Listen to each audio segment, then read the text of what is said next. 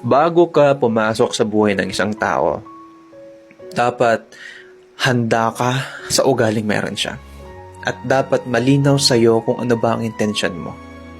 Hindi dahil gusto mo lang siya kasi na-attract ka, napugian or nagandahan ka, or naputian ka lang sa kanya.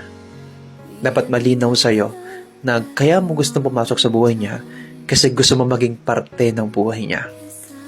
At handa ka sa ugaling meron siya. Kapag pumasok ka na sa buhay niya, responsibilidad mo na siyang alagaan, mahalin, at iingatan. Hindi para baliwalain lang. Remember na kapag nagmahal ka, parte na yan ng pang-araw-araw mo na buhay. Kasi commitment yan. Hindi mo pwedeng baliwalain yung partner mo or hindi ka pwedeng umastang single lang kasi may jowa ka na o may partner ka na. At isa pa,